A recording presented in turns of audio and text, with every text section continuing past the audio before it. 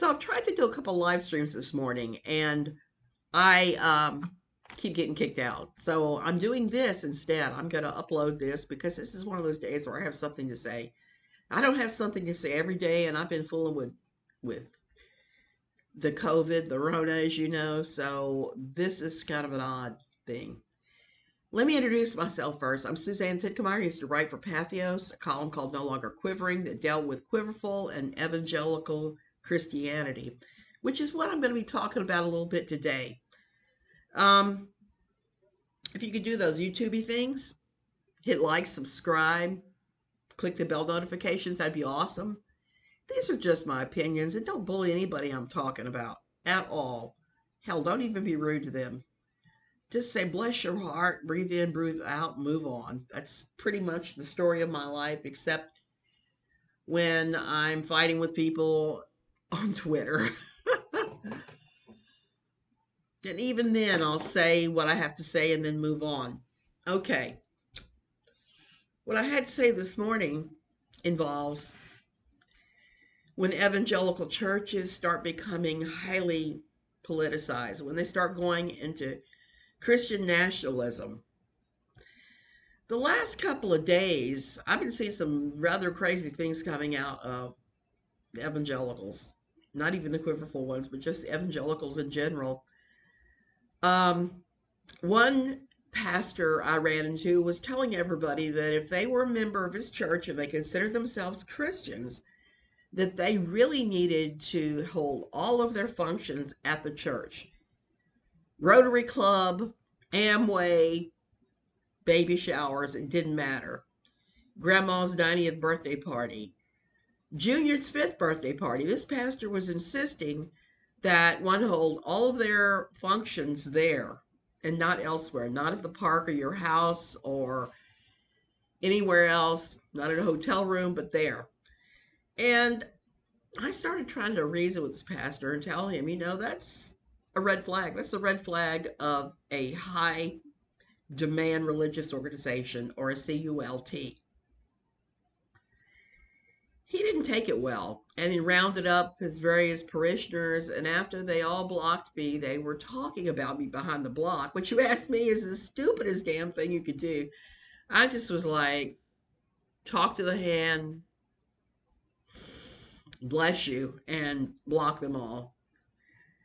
So this morning I had something really weird happen as a result. A friend of mine, actually he's a friend of mine through my husband, he worked with my husband, contacted me and said, hey, those Christians that were harassing you yesterday on Twitter because you told their leader that some of the things he was doing were the hallmarks of the CULT and the bite model by Dr. Stephen Hassan. He said, I know someone very high up at Twitter, and I can forward all of this if you take screenshots to him, and he can take appropriate action to punish the pastor and the members. I was kind of like, no, I really don't want to do that. That is going way too far. And then he started ranting about Elon Musk being a good guy who really wants to do freedom of speech. So I started explaining to him why today's likely my last day on Twitter, because it's just become more and more problematic as Elon Musk talks about his plans for it. And yesterday, another thing I had on Twitter was I had a pastor that was telling everyone, and it was the same pastor. He was telling everybody, and this is before he started blocking me and commenting around the block. He was telling everybody that if you voted Democrat, you would be subject to immediate church discipline and possibly excommunication. First of all, if he's running a 501c, I think that's what the number is, charitable organization, tax exempt thing, you can't do that. You can't tell anybody how to vote. You can't say you're going to punish somebody who votes differently. None of that. You can lose your tax exempt status in a hurry. And it was the same deal. I just said, hey, you know what you're suggesting is illegal, not to mention immoral, and not to mention part of the whole Christian nationalism movement that wants to see our entire our entire government dismantled, and a theocracy put in its place. We don't want that. A theocracy would really be bad. You want to see what happens with a theocracy? Just take a look at The Handmaid's Tale. I think it's a pretty scary and probably accurate look at what would happen if the U.S. went totally theocracy. So, or theonomist. And even my old church, before all of this nonsense with the white power Christian nationalist movement, they used to put these little voting guides for Intercessors for America on each seat. I kind of like the guides because they would show you what each candidate believed, where he lined up on various issues. But where it got problematic was they would also have a thing on there saying, as a Christian, you should be voting for X, Y, and Z. So my husband got after our pastor. This is back when I still drank the Kool-Aid, so I wasn't even there yet in any way, shape, or form. Contacted him and said, hey, you have to stop putting these things on the seats to promote how to vote because it violates the tax code for a tax exempt organization. And the pastor immediately relegated those voting guides to the back wall right as you walk in the front door, with things like copies of guideposts and Our Daily Bread and other types of brochures. And they probably do really belong there. I'm just going to say it. If you can't do enough research to figure out who you're voting for, there's no hope for you. Okay, so I just want to throw out there, I'm not really in love with either party. I don't know what's going to happen today. I'm afraid violence will happen, but that's why I'm talking about all of this today. Um, so the other thing is I have to agree with this. I have to agree somewhat with, I hate to say it, with our dearest Catherine. Ginger Duggar Violo, please don't send hate mail if I mispronounce her name. I'm sorry.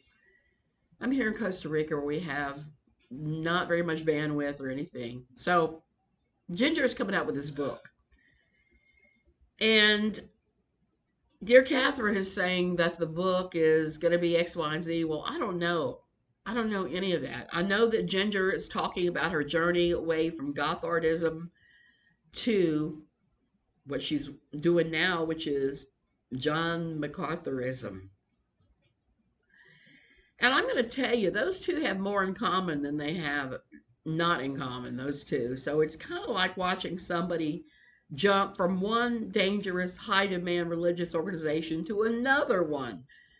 From one frying pan to another frying pan is all this is.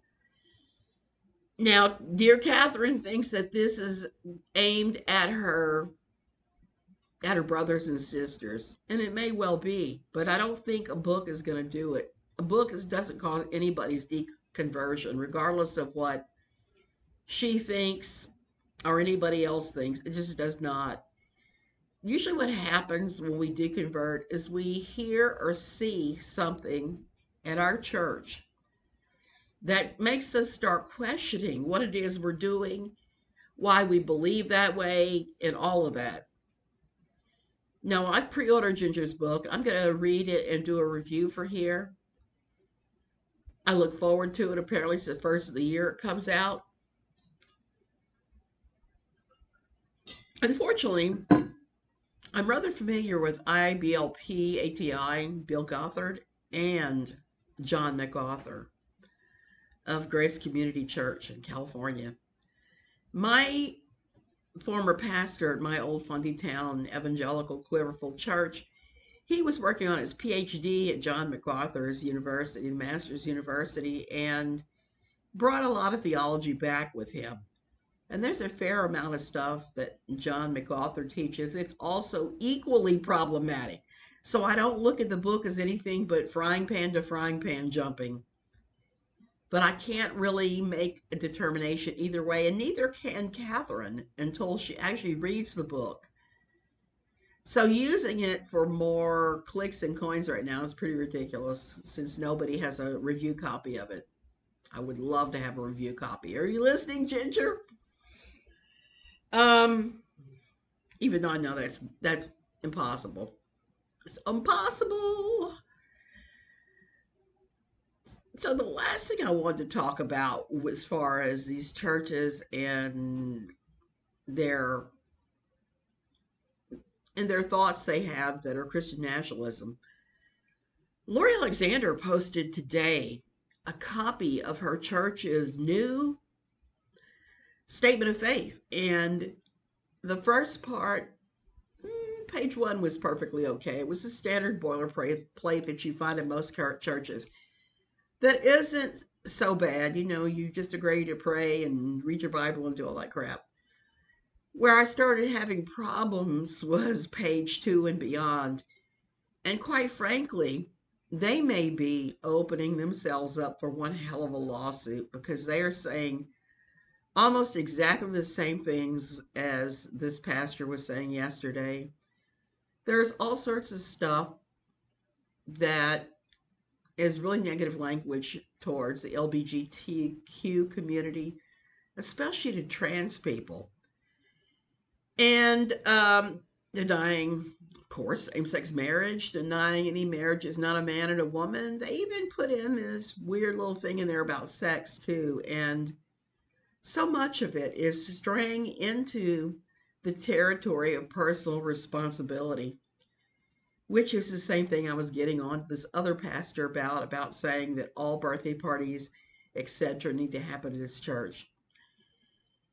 If you're going to a church that tries to extort that kind of control over you, run. It's not a healthy place. It's just another high demand religious organization. It's just going to wear you out with the things they're going to expect you to do. The other thing is, I'm working on my book. I'm trying to refine it and do the little fill in the parts I put in things that we'll talk about this later. One of the things was the difference between complementarianism and soft complementarianism.